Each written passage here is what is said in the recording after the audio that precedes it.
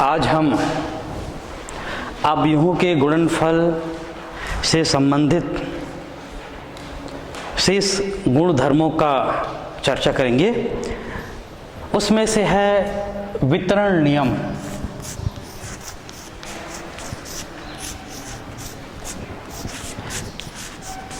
Distribution law. यदि A B C तीन समान क्रम के मैट्रिक्स हैं तो A into B plus C is equal to A into C plus B into C, ये वितरण नियम कहलाता है। ये दक्षिण A into B plus A into C, A into B plus C, A into B plus A into C, ये दक्षिण पक्षीय वितरण नियम कहलाता है। और दूसरा A plus B into C is equal to A into C plus B into C, ये वाम पक्षीय वितरण नियम कहलाता है। पहले वितरण नियम के पहले नियम को, दक्षिण पक्षीय वितरण नियम को हम एक उदाहरण के माध्यम से समझते हैं। मान लीजिए A इज इक्वल टू एक मैट्रिक्स है 1 3 2 4।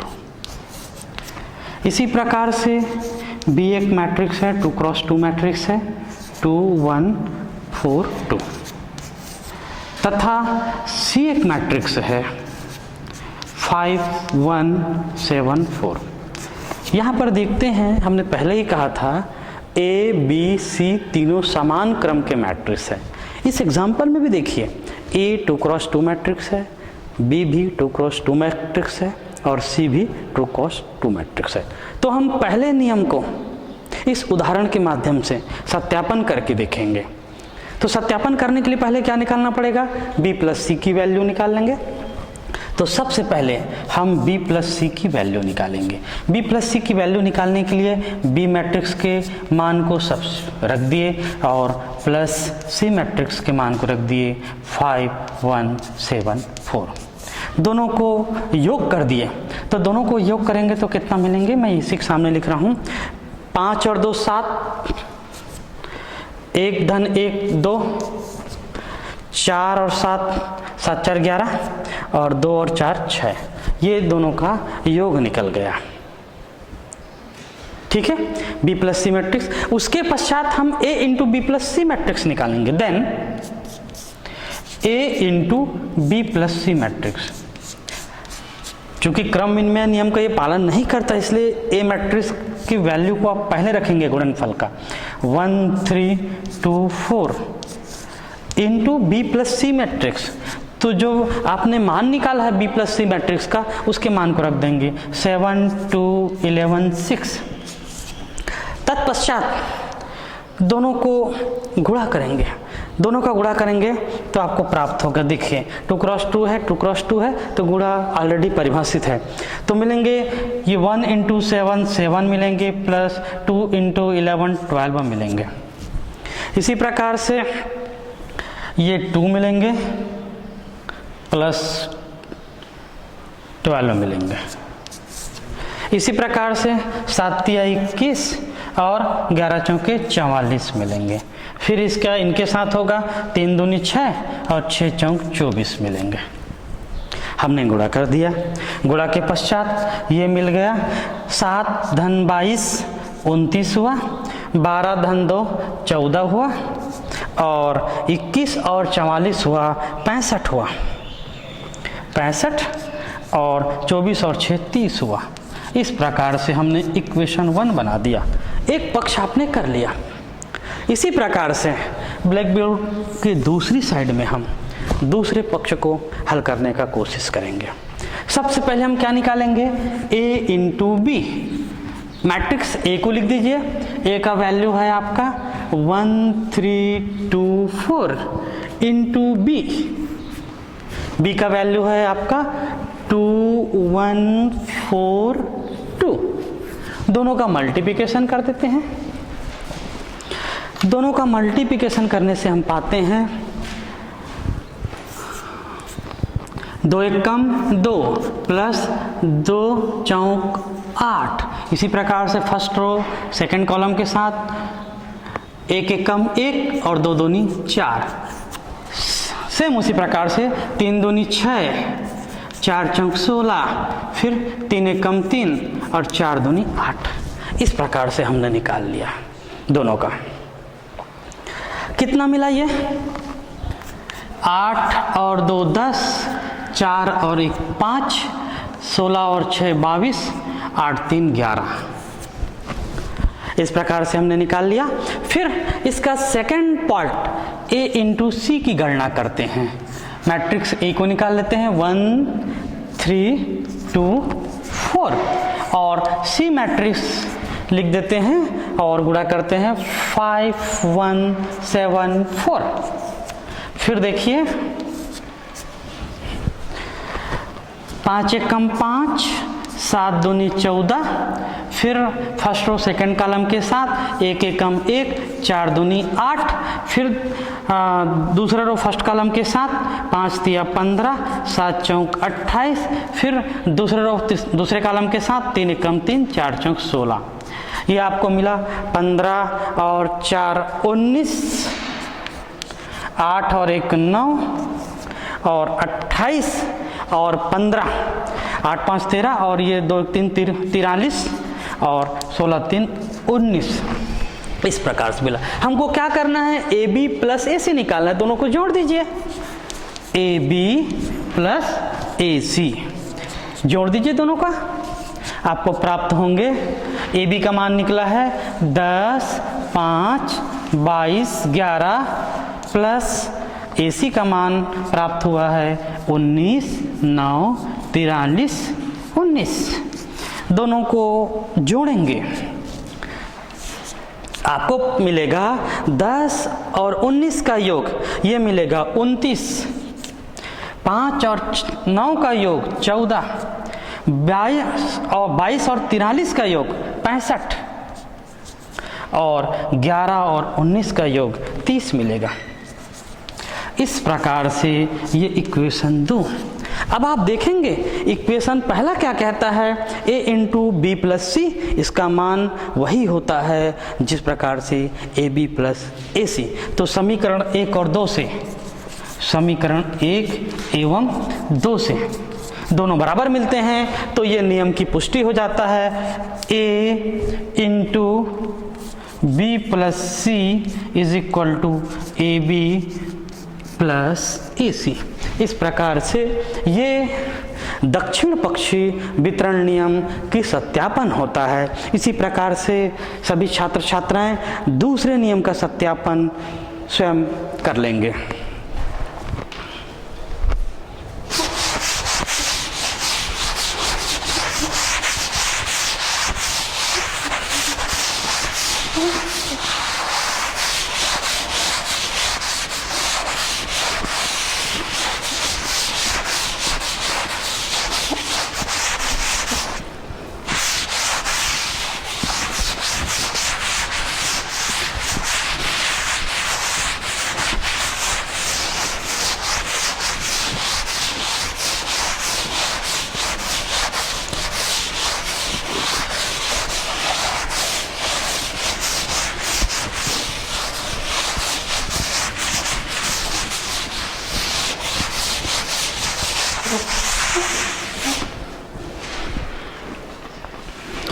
आगे देखते हैं निरसन नियम। आव्यूहों का गुणनफल सामान्यतः निरसन नियम का पालन नहीं करता। आव्यूहों का गुणनफल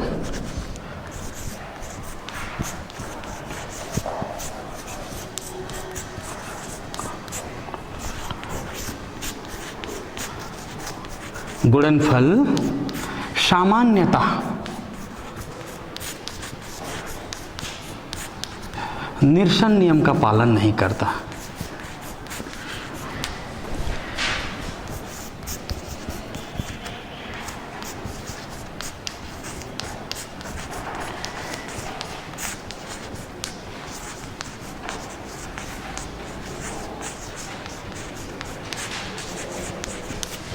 आव्यूहों का गुणनफल सामान्यतः निरसन नियम का पालन नहीं करता है। इसकी पुष्टि के लिए हम एक उदाहरण के माध्यम से समझने का प्रयास करेंगे।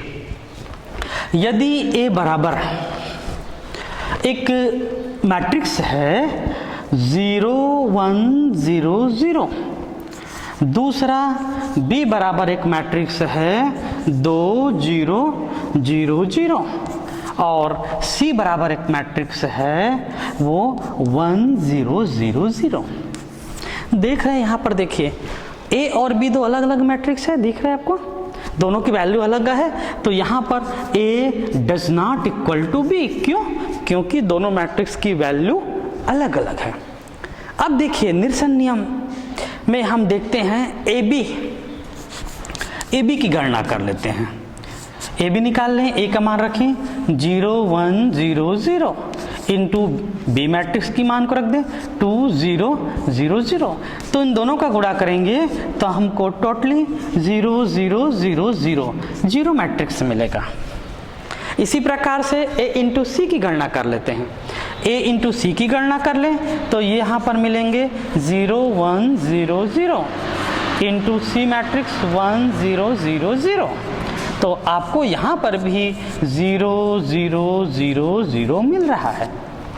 कहने का तात्पर्य क्या हुआ कि AB और AC का मान सेम हुआ, AB is equal to AC।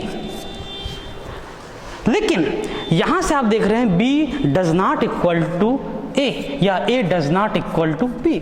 जब A और B बराबर नहीं हैं तो आप ये निरसन नियम का पालन नहीं कर सकता। निरसन नियम में क्या होगा, ये A कैंसिल हो जाएगा और B इक्वल टू C मिलना चाहिए। लेकिन A बराबर नहीं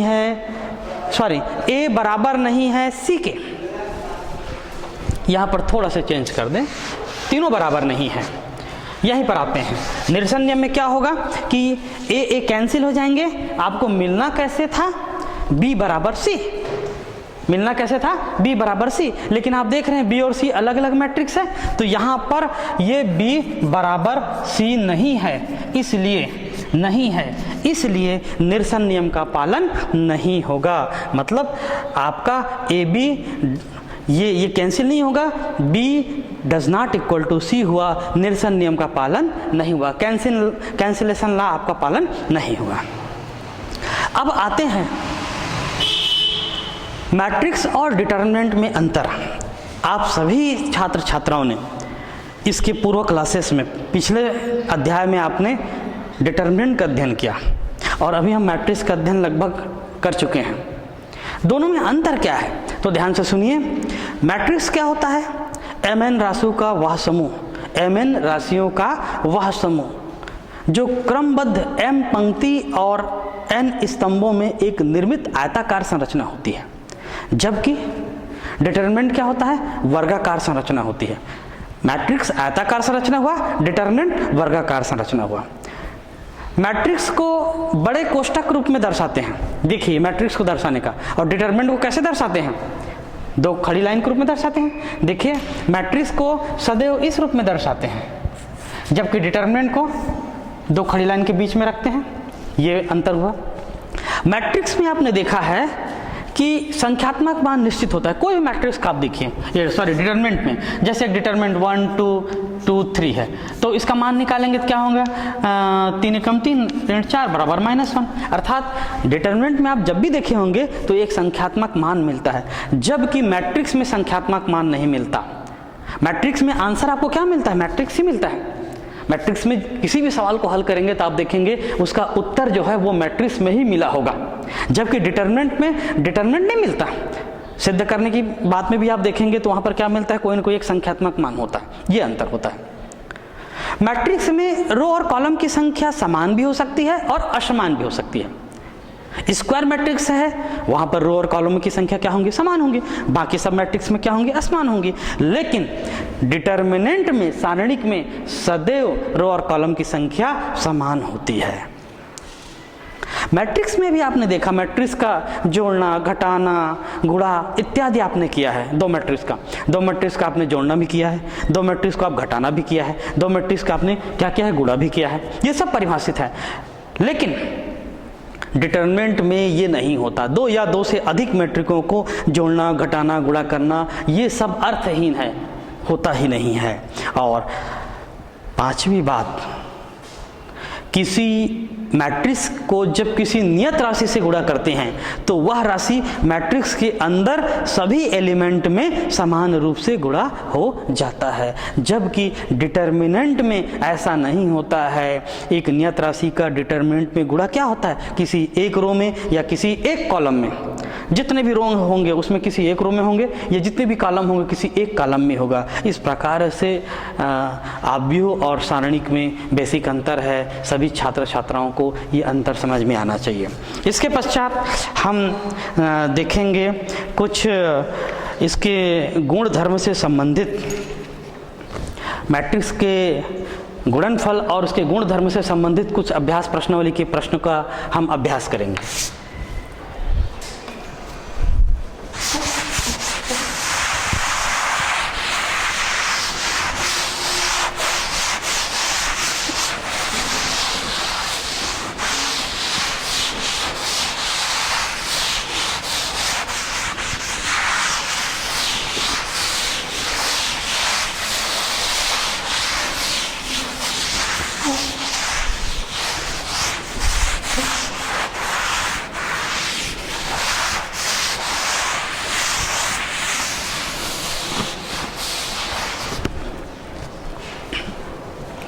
कुछ उदाहरण के कुछ प्रश्न देखिए।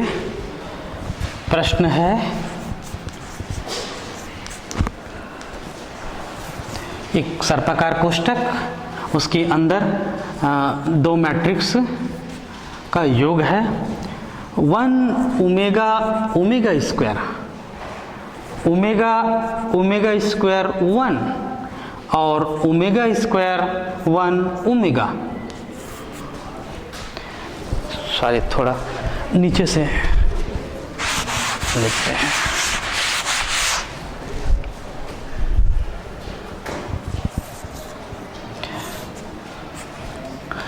One omega omega square, second row omega omega square 1 omega square 1 omega, plus दूसरा मैट्रिक्स है ओमेगा ओमेगा स्क्वायर 1, फिर omega square 1 omega, omega omega square 1, कोष्ठक ऑफ है और उसके साथ मल्टीप्लिकेशन है दूसरा का 1 ओमेगा और ओमेगा स्क्वायर। देखिए यहाँ पर ये ओमेगा क्या चीज़ है, ये ओमेगा इकाई का घनमूल है। आपने कक्षा 11वीं में समृद्ध संख्या में आपने पढ़ा होगा, ओमेगा इकाई का घनमूल है, वही अर्थ में है। और इसमें एक प्रॉपर्टी होता है, उसका भी उपयोग होगा। 1 प्लस ओमेगा स्क्वायर का मान 1 होता है, सॉरी 0 होता है, और ओमेगा क्यू का मान 1 होता है। ये दोनों नियमों का यहाँ उपयोग भी हम करेंगे। तो चलिए, जो सर्पाकार कोष्ठक के अंदर है उसको योग कर लेते हैं, दो मैट्रिक्स के योग से। तो क्या हो जाएंगे भाई, ये इनका इनके साथ योग हो जाएगा, 1 प्लस ओमेगा इनका इनके साथ हो जाएगा, ओमेगा प्लस ओमेगा स्क्वायर, आप लोग भी बोलिए, और ओमेगा स्क्वायर प्लस 1। इसी प्रकार से ये हो जाएगा ओमेगा प्लस ओमेगा स्क्वायर और omega square plus 1 plus omega. तीसरा रो हो जाएगा omega square plus omega 1 plus omega square और ओमेगा प्लस 1। इस प्रकार से आगे देखेंगे, इनटू 1 ओमेगा ओमेगा स्क्वायर। फिर ध्यान देंगे, मैंने अभी ही कहा, इस प्रॉपर्टी को देखेंगे, 1 प्लस ओमेगा स्क्वायर का मान क्या होता है, 0 होता है। तो इसका इस्तेमाल करेंगे, 1 प्लस ओमेगा माइनस, वहाँ पर पक्षांतर कर लीजिए, माइनस ओमेगा स्क्वायर, सबको चेंज करेंगे, माइनस ओमेगा स्क्वायर। दूसरा ओमेगा प्लस ओमेगा स्क्वायर क्या हो जाएंगे, -1, omega square plus 1 minus omega. इसी प्रकार से ओमेगा प्लस ओमेगा स्क्वायर -1, फिर omega square plus 1 minus omega, और 1 plus omega minus omega square. Same इसी प्रकार से omega square plus omega -1, 1 plus omega square minus omega, और 1 प्लस ओमेगा प्लस या 1 plus omega minus omega square into 1 omega omega square. ठीक है, एक बार उस सूत्र का इस्तेमाल करेंगे। आपको यहाँ मिला माइनस ओमेगा स्क्वायर, यहाँ पर मिला -1, यहाँ मिला माइनस ओमेगा, यहाँ मिला -1 minus omega square -1 minus omega square. पुनः देखिए, बराबर मल्टीप्लिकेशन करना है, तो देख रहे हैं इसका कॉलम की संख्या इसकी रो की संख्या से बराबर है, इसलिए इसका गुणन परिभाषित होगा। इनका इनके साथ गुणा होगा तो माइनस ओमेगा स्क्वायर, इनका इनके साथ गुणा होगा तो माइनस ओमेगा, और इनका इनके साथ गुणा होगा तो माइनस ओमेगा क्यूब। इसी प्रकार से इनका इनके साथ गुणा होगा -1, इनका इनके साथ गुणा होगा माइनस ओमेगा स्क्वायर, और इनका इनके साथ गुणा होगा तो माइनस ओमेगा 4 घात मिलेंगे। पुनः देखिए, इनका इनके साथ गुणा होगा -1, इनका इनके साथ गुणा होगा माइनस ओमेगा स्क्वायर, इनका इनके साथ गुणा होगा माइनस ओमेगा 4। ये माइनस इसके साथ नहीं है ना, ये अलग अलग राशि हैं, ऐसे बीच में डिस्क्रीट हैं, ये मिला हुआ नहीं है ना इसमें, इस प्रकार से। अब देखें, दो प्रॉपर्टी एक साथ इस्तेमाल करेंगे। ओमेगा क्यूब के मान ओमेगा क्यूब का मान 1 होता है, और माइनस को आप कॉमन ले लीजिए, तो यहाँ पर क्या मिलेंगे, ओमेगा स्क्वायर प्लस ओमेगा, और ये 1 हो गया +1। दूसरे से भी आप ले लीजिए, माइनस कॉमन ले लीजिए, तो क्या मिलेंगे 1 माइनस प्लस ओमेगा स्क्वायर, और ओमेगा क्यूब का मान 1 होता है, तो क्या मिलेंगे आपको ओमेगा, क्या मिलेंगे आपको ओमेगा प्लस ओमेगा। इसी प्रकार से यहाँ देखिए, आप कॉमन ले लीजिए माइनस को, तो 1 plus omega square plus omega. अब प्रॉपर्टी होती है 1 प्लस ओमेगा स्क्वायर, ये प्रॉपर्टी का मान होता है 0, तो -0 -0 -0। -0 लिखने का कोई तात्पर्य नहीं है, इसलिए क्या लिखेंगे 0 0 0। तो इसका हल यही निकलेगा। इसमें अवयवों का गुणा भी आ गया और अवयवों का योग भी आ गया। तो इस प्रकार से हमने इसका इस्तेमाल करके, गुण धर्मों का इस्तेमाल करके अवयवों को आसानी से हम समझ सकते हैं।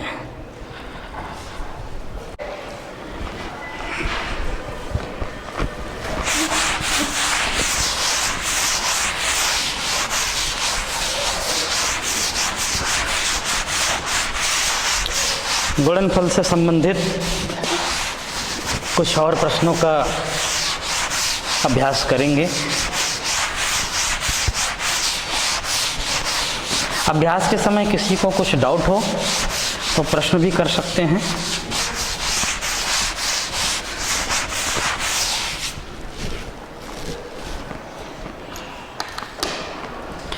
आगे एक छोटा सा प्रश्न देखिए, मैट्रिक्स ट्रिग्नोमेट्रिकल के फॉर्म में है। यदि मैट्रिक्स A बराबर cos alpha minus sine alpha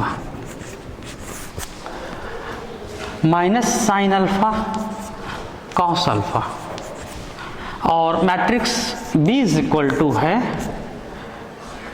cos alpha sine alpha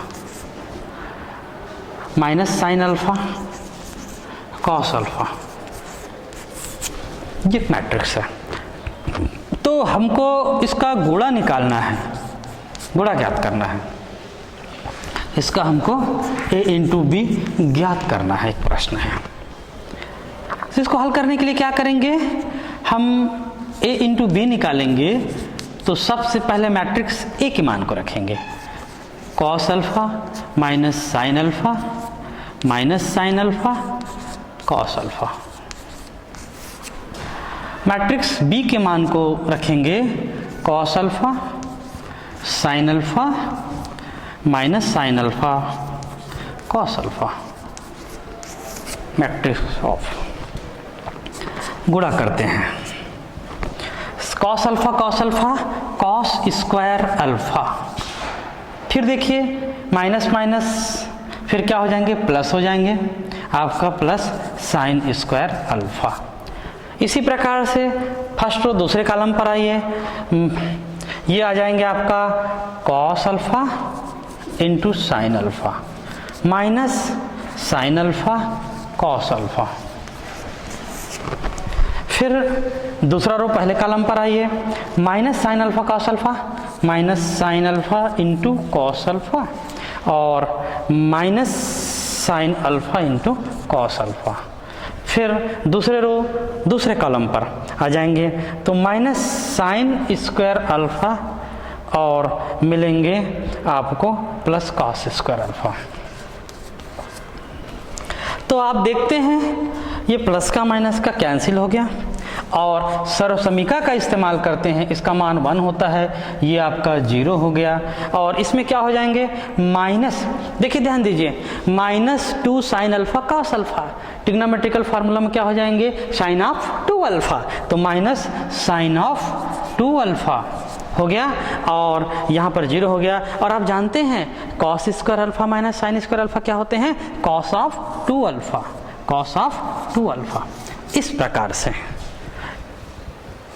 हम मैट्रिक्स का गुणनफल करते हैं।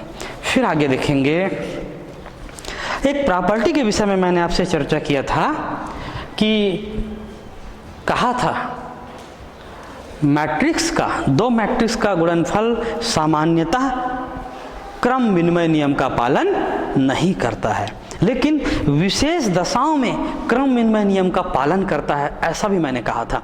उसी से संबंधित विशेष दशाओं में कैसे क्रम विनिमय नियम का पालन करता है, उससे संबंधित गुणधर्म से संबंधित कुछ प्रश्न हल करेंगे जो आप लोगों को विषय वस्तु समझने में आसानी होगी।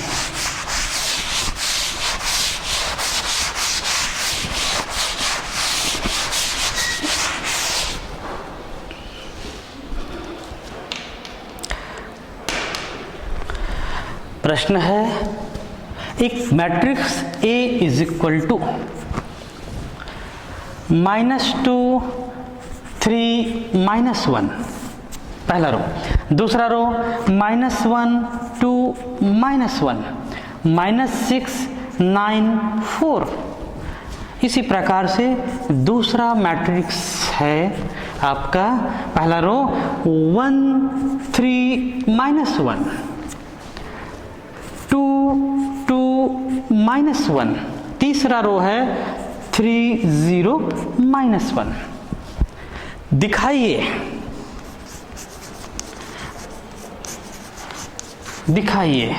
कि AB बराबर BA। देखिए यहां पर AB बराबर BA का क्या तात्पर्य हुआ, क्रम विनिमय नियम का पालन कर रहा है ना, जबकि सामान्यतः क्रम विनिमय नियम का पालन नहीं करता है। तो मैं एक प्रॉपर्टी आपको बताया था कि कौन सी परिस्थिति में क्रम विनिमय नियम का पालन करता है। आप इसके आंसर को 1 मिनट में बगैर हल किए आप इसके आंसर को चेक कर सकते हैं। मैंने कहा था एक विशेष दशा में क्रम विनिमय नियम का पालन करता है, और वो दशा क्या था, AB बराबर BA is equal to I। तो निश्चित इन दोनों का गुणा, क्योंकि क्रम विनिमय नियम का पालन हो रहा है, इसका मतलब दोनों का गुणा आइडेंटिटी मैट्रिक्स ही मिलेगा इसी क्रम का। 3×3 का क्या मिलेगा, आइडेंटिटी मैट्रिक्स ही आपको प्राप्त होगा, इतना तय है। अदरवाइज क्रम विनिमय नियम का पालन नहीं हो सकता। करके देख लेते हैं। तो चलिए इसके हल के लिए हम आते हैं, प्रारंभ करते हैं AB के गुणा से। पहले AB का गुणा करते हैं। Matrix -2 3 -1 -1 2 -1 -6 9 and 4। दूसरे मैट्रिक्स 1 3 -1 2 2 -1 3 0 -1। गुणा करते हैं। देखेंगे फर्स्ट रो पहले कॉलम के साथ -2 +6 माइनस, देखिए -2 +6 -3। फिर पहले रो का दूसरे कॉलम के साथ -6 +6 0। फिर देखिए इसके साथ पहले रो का तीसरे कॉलम के साथ +2 -3 और +1। फिर देखिए दूसरे रो पहले कॉलम के साथ -1 +4 -3। दूसरे रो दूसरे कॉलम के साथ दूसरे कॉलम के साथ -3 +4 0 +0। दूसरे रो तीसरे कॉलम के साथ +1 -2 और +1। फिर तीसरे रो का पहले कॉलम के साथ -6 +18 और +12। तीसरे रो का दूसरे कॉलम के साथ -6 18 और +18 +0। फिर तीसरे रो का तीसरे कॉलम के साथ +6 और -9 और -4। देखिए +6 -9 और -4 इस प्रकार से। फिर देखते हैं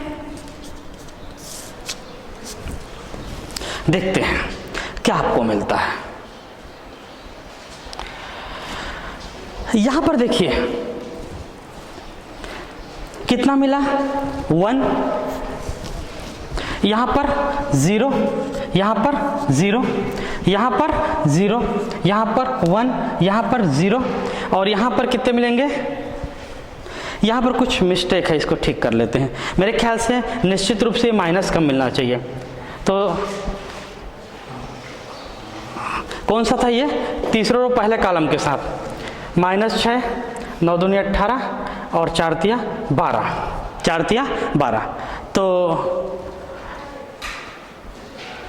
कुछ देखते हैं, एक बार चेक करते हैं ये 0 क्यों नहीं हो रहा है। -6 9 और 4 और यहाँ पर 1 2 3 और 2 3 -1 -1। एक बार और देख लेते हैं ना इस क्रम में। तीसरे रो पहले कॉलम के साथ -6 9 दूनी 18 और 4 तिया 12। फिर देखते हैं ये तो 0 हो गया है, ये 1, ये कौन सा हुआ आपका, ये 0 हो गया। और यहाँ पर देखते हैं कितने मिला, 9 -9 और -4 13, 13 में 6। कोई एक जगह मिस प्रिंट हो रहा है, तो एक मिस प्रिंट हो गया है, ये -4 है, इसको ठीक कर लेंगे। ये क्या है, -4 है, -4, इसलिए दिक्कत हो रहा था। तो ये -4 हुआ, तो कहाँ कहाँ परिवर्तन होंगे, लास्ट के साथ ही परिवर्तन होंगे, लास्ट के साथ ही परिवर्तन होंगे, ये -4। अब देखिए 4 तिया 12 -12, यहाँ कोई दिक्कत नहीं आएगा। उसके बाद क्या हो जाए, क्योंकि 0 के साथ गुणा होना है, ये हो जाएंगे -6 और 9 एकम 9 और ये हो जाएंगे -4, 6 4 10, कितने हो जाएंगे 10 और 1, ठीक है। तो ये मिल गया आपको 0 0 1। क्लियर हो गया, ये माइनस चिन्ह के कारण से दिक्कत हो रहा था। तो इस प्रकार से मैंने कहा यदि ये क्रम विनिमय नियम का पालन करता है तो क्या मिलेंगे, आइडेंटिटी मैट्रिक्स मिलेंगे उसी क्रम के। तो देखिए आपको 3×3 का क्या मिला, आइडेंटिटी मैट्रिक्स ही मिला। इस प्रकार से आपको ये क्रम विनिमय किन दशाओं में दो मैट्रिक्स का गुणा पालन करता है, इसका यहाँ पर सत्यापन हो जाता है। फिर आगे देखते हैं, कुछ प्रश्न और देखते हैं।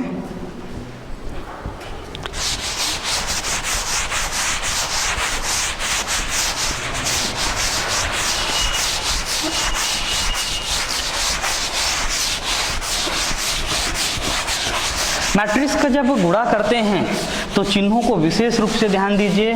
बीच में अगर थोड़ा भी चिन्ह में गड़बड़ी हो गया तो निश्चित तौर से उसके रिजल्ट पर असर होता है। इसलिए बहुत सावधानीपूर्वक सही नियमों के साथ आप गुणा करने का अभ्यास कीजिए। प्रश्न है, यदि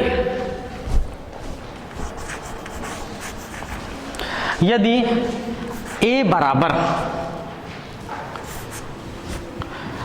5 - 1 3 - 2 हो तो सिद्ध कीजिए।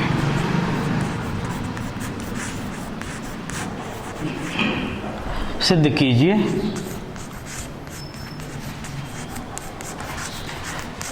ऐसे प्रश्न परीक्षाओं में पूछे भी जाते हैं, ध्यान देंगे। सिद्ध कीजिए कि a² - 3a - 7i = 0। ये आपको सिद्ध करना है। अब कैसे सिद्ध करना है? बड़ा आसान है। क्या निकालना पड़ेगा हमको? a² निकालना पड़ेगा, उसके बाद 3i निकालना पड़ेगा। अलग अलग निकाल लेते हैं या एक साथ करेंगे तो भी। तो एक काम करते हैं, पहले तो a² निकाल लेते हैं, उसके बाद सीधा इसमें गुणा करके देखते हैं क्या 2 × 2 का ये नल मैट्रिक्स या आइडेंटिटी मैट्रिक्स मिलता है क्या, जीरो मैट्रिक्स मिलता है क्या, देख लेते हैं। अगर जीरो मैट्रिक्स मिलता है उसी ऑर्डर का तो आपको ये प्राप्त हो जाएगा। इसके सॉल्यूशन के लिए जो दिया गया है वहीं से स्टार्ट करेंगे। दिया गया है, क्या दिया गया है? a = 5 - 1 3 - 2। हमको निकालना है a²। तो a² बराबर होता है a × a। तो a का a के साथ 2 बार गुणा कर दीजिए मैट्रिक्स के नियमों के आधार पर। × 5 3 - 1 - 2 गुणा करते हैं तो आपको मिलेंगे। देखिए एक साथ करते हैं। 5 × 25 ऋण 3, 25 में 3 गए तो 22। मैं सीधा कर रहा हूँ। फिर दूसरे क्रम में देखिए 5 × 15 ऋण 6, 15 में 6 गए तो 9। इसी प्रकार से 5 × 1 = 5 ऋण 5 और धन 2, तो ये ऋण 3। फिर देखिए ऋण 3 धन 4, ये मिल जाएंगे धन 1। इस प्रकार से a² का मान निकाल लिया। पुनः जो हमको सिद्ध करना है उसका हम बायां पक्ष ले लेते हैं। बायां पक्ष क्या चीज है? a² - 3a - 7i। i का मतलब होता है आइडेंटिटी मैट्रिक्स, उसी ऑर्डर का आइडेंटिटी मैट्रिक्स।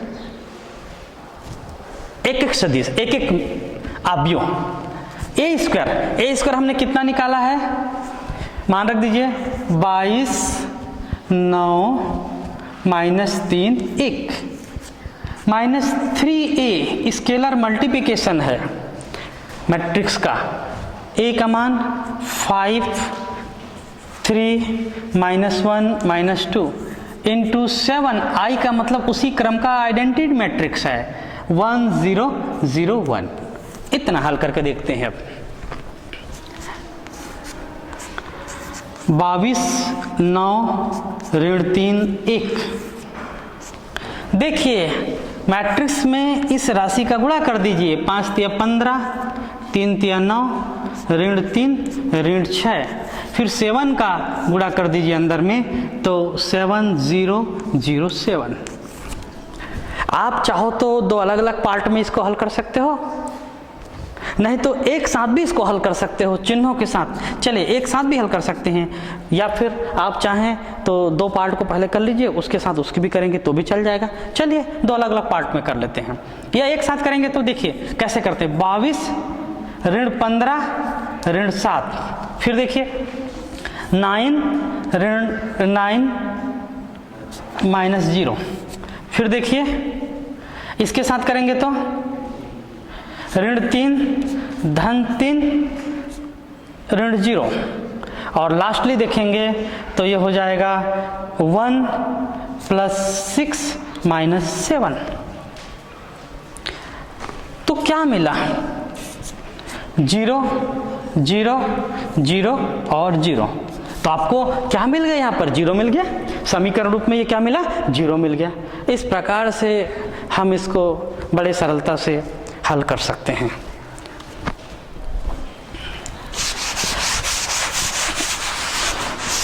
एक बहुत अच्छा प्रश्न आपके सामने।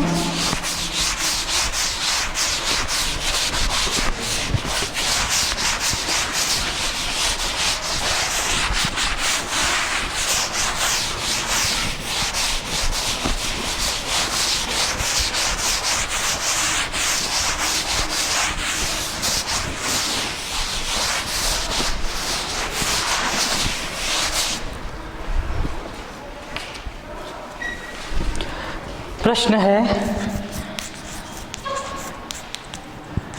यदि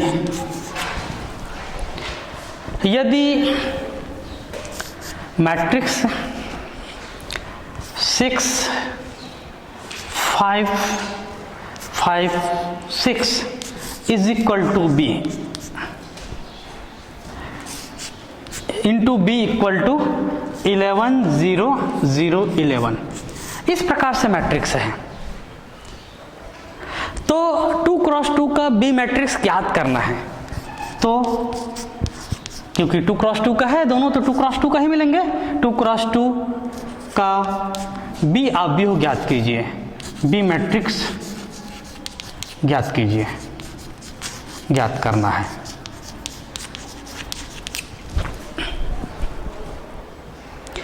देखिए यहीं से शुरुआत करेंगे। इसके हल के लिए देखते हैं,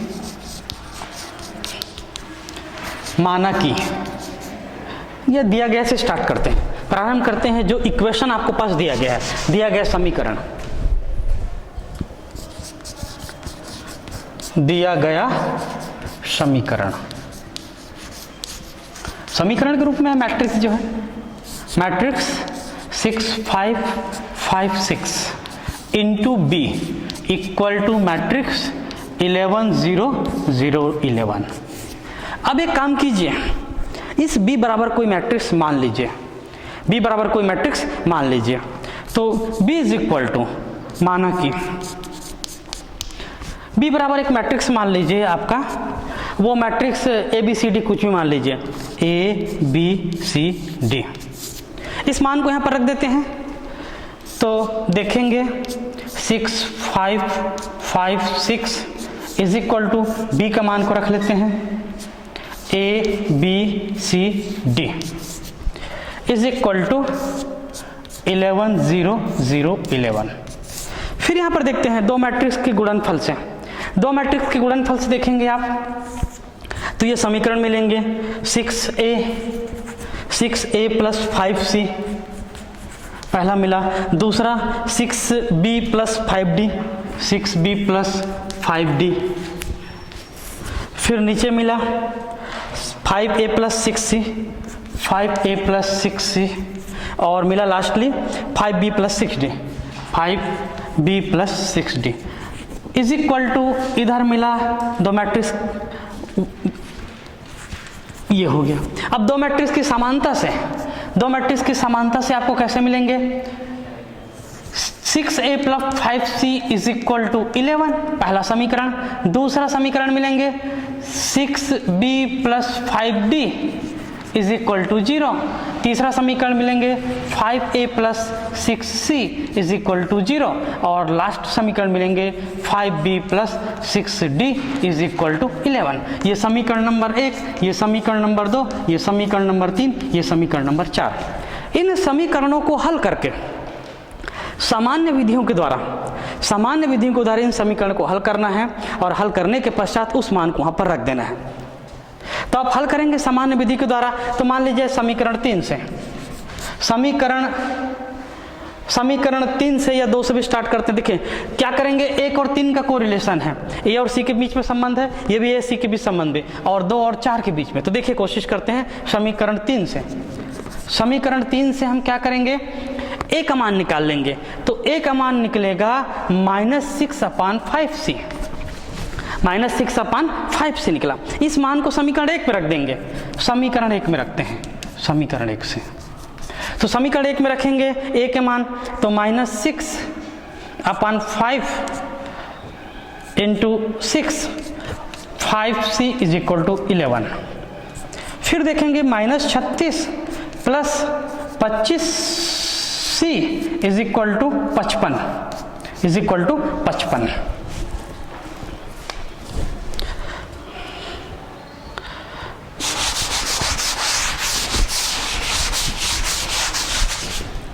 यहाँ से कैलकुलेशन कर लेते हैं, तो ये मिलेगा, ये हो जाएंगे आपका 25c =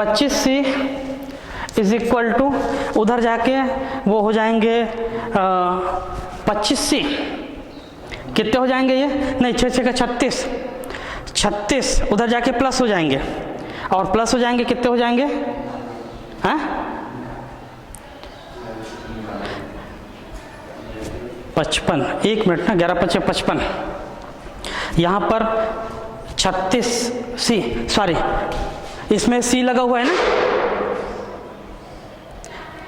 कौन से समीकरण में हम मान रखे हैं, एक में मान रख रहे हैं 6a, a का मान रख दीजिए, तो ये c के रूप में बचेंगे, क्योंकि c आएगा ना इसमें, c, तो ये 36c मिल जाएंगे आपको।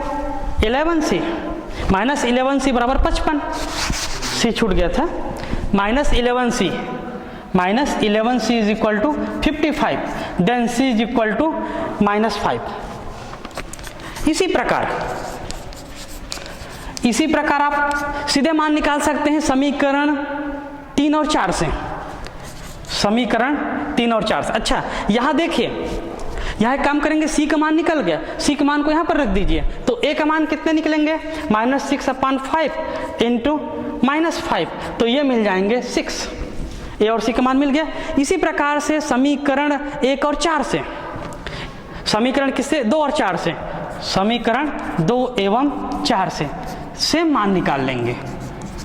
समीकरण 2 और 4 से निकालेंगे तो यहाँ पर आपको प्राप्त होगा d = 6 होगा, d = 6 होगा, और b = -5 मिलेंगे, b बराबर क्या मिलेंगे, -5। इसी रूल के आधार पर हम निकाल लेंगे, d = 6 मिलेंगे और b बराबर क्या मिलेंगे, -5। और इस मान को जो आपने b रखा था, b बराबर कितने निकाले थे, a b c d, मान को रख दीजिए। a का मान कितना निकाले थे हमने, a का मान निकला था आपका 6, b का मान आपका -5 और c का मान आपका निकला है -5। b का मान निकला है, कितना निकला है b का मान, -5, और c का मान भी -5, और d का मान c निकला है। इस प्रकार से हम इस समीकरण में मान रख के जो अज्ञात b है, 2x2 का अज्ञात मैट्रिक्स है, उसका मान हम ज्ञात कर सकते हैं। तो ये परीक्षाओं के दृष्टिकोण से काफ़ी इम्पोर्टेंट है, और इस प्रकार से समीकरण बनाकर इसको हल कर सकते हैं। तो आज के इस अध्यापन में बस इतना ही है। कल देखेंगे कुछ और प्रॉपर्टी देखेंगे। बहुत बहुत धन्यवाद।